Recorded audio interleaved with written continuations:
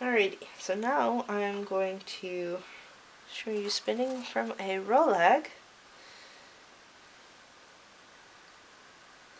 So this is some that I carded, and it's kind of blown out the top here. But that makes joining on really easy. So, oops, my thing's still around here. Whoops. That gained all your confidence, didn't it? My dry cleaning is messing up now. So this is much smoother than spinning from the cloud. And again, spinning from the cloud is generally done with plucked fiber, not shorn. So this is the same shearing that I was working from when I was spinning from the cloud. But generally, when you spin from the cloud, it's with plucked fiber, which does not stay in like a walk type. It's much more lofty and fluffy. It's fluffed out because it was just plucked off the rabbit.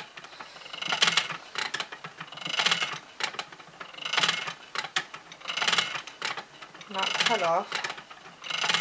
So both of them are can certainly be done humanely.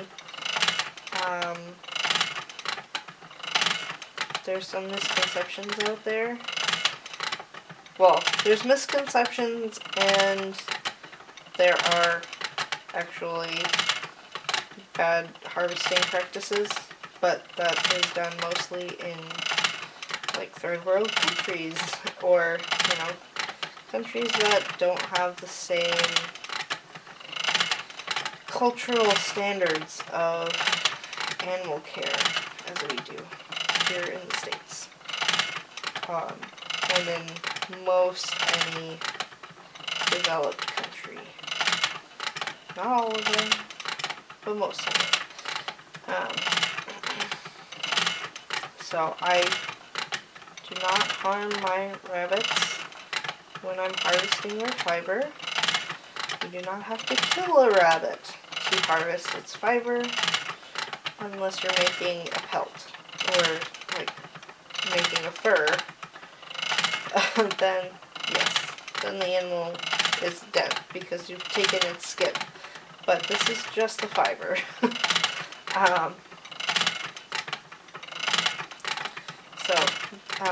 Having it carded and in a rolag makes it much smoother. You can be a lot more consistent, and I can actually go a lot faster because I'm not, again, because this is shorn fiber, I'm not trying to pull apart the locks and the parts that are potentially partially matted together, because the carders have done pretty much all of that for me. It has lined things up nicely, and that's pretty thick, but I'm not going to go back and mess with it.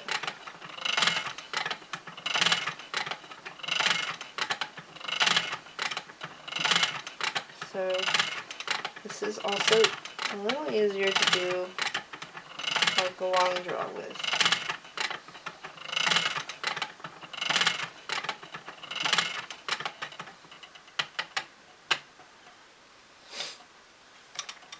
Now I don't mind changing up my spinning technique because I'm not going for absolute perfection here. I want it to be mostly consistent, but I don't mind having a few neps here and there, having slightly different thicknesses, like I'm not making lace weight yarn to make an heirloom or something, so don't, especially with first couple times spinning, don't put so much pressure on yourself. just get a feel for it and have some fun. It can be fun. It can be very frustrating. I screamed at my wheel more than once when trying to get the hang of spinning angora, so don't worry if that's where you're at right now. Like, anything can be done if you put your mind to it and are determined to do it. I'm almost wondering, I picked up spinning pretty quickly, but so some people are like, wow, you're doing such a good job already. Like, it's only been a month or whatever. But I think most of mine is not like just natural talent like some people. I think most of it was just determination and stubbornness. So you can do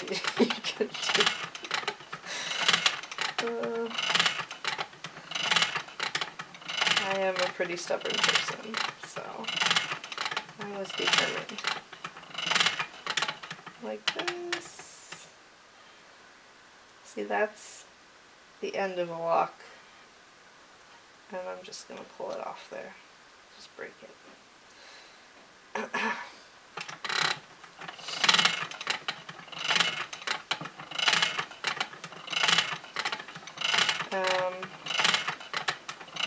So yeah, using rolags to spin from definitely has its advantages. Its disadvantage is that it's another step in preparing the fiber before you spin it. The nice thing about angora is that it's usually pretty darn clean coming off the animal. There's, some areas that might get a little soiled. Generally, angora rabbits are either house rabbits or they're kept in cages. So either of those things can be clean or dirty. You can have a house rabbit and not take adequate care of that rabbit.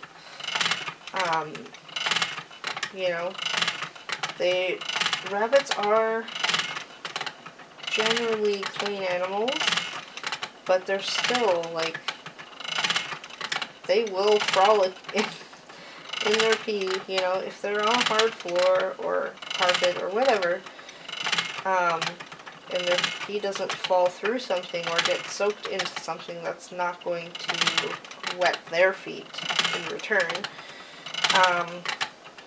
They might walk through it or whatever, and then that gets all over their feet.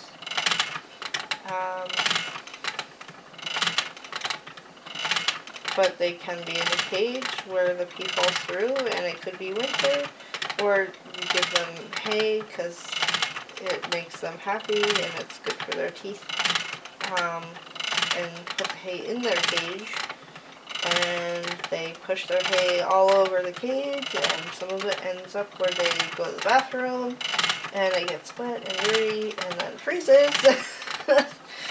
Oh, ask me how I know. So, there's clean and dirty with everything. It depends on how you manage it, if you are the one raising the rabbit. Or, if you're buying it, depends on how they keep it, and how much they work on, getting any bits of hay out, or whatever.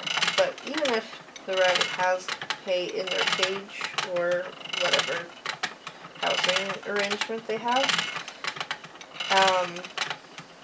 usually there's not much hay that's actually stuck in their fiber.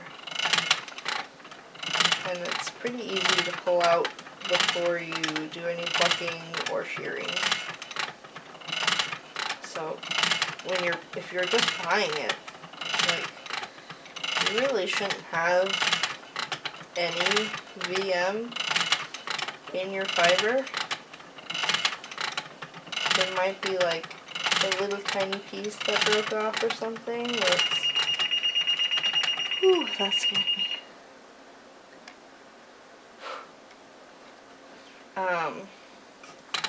Might be a little piece that broke off. But in general, there shouldn't be any.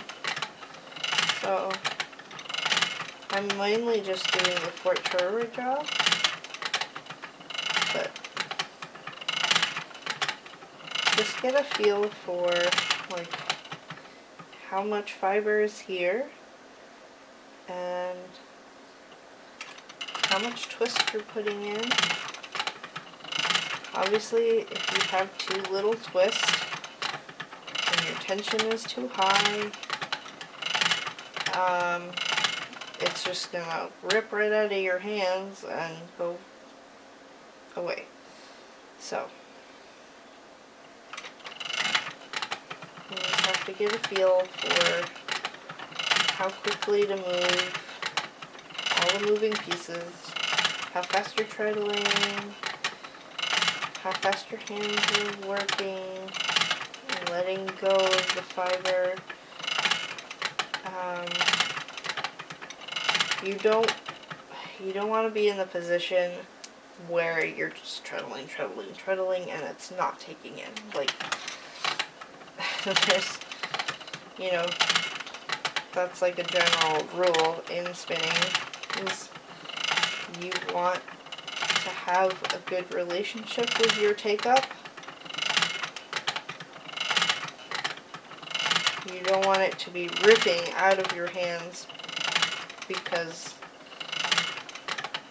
the tension is too high. So you don't want to be treadling forever and it never pulls it in either. So, I'll just do a little bit more here.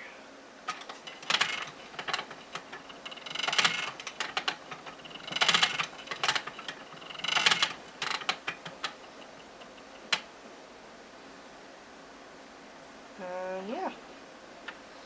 Hopefully that helps some. Be ready to have fiber all over you and floating in the air and on your nose. That's part of it. Yes, you do get that with wool too, but it's more so with angora because it's so lofty and fluffy and lightweight that it just flies everywhere. It's all over the speaker here, all over me. Like, my thing is covered here. And yes, I'm wearing a bathrobe because it's cold. And we're supposed to be getting fuel today. Hopefully they still come. It is snowing outside.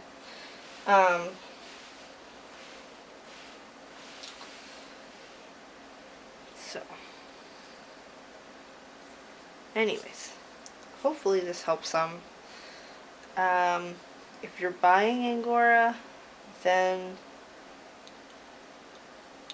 it should be 3 to 4 inches long if you're buying it for spinning. If you get like 1 and 2 inches and that's primarily the length that you're getting, that's I wouldn't recommend getting from that person again unless it's like severely discounted. Just my opinion, but I think it's such a nice fiber to work with and it has like such amazing results that I think it's kind of shitty if you sell low quality, and you know, so I just want to give, I'm trying to get this off the tripod, there we go,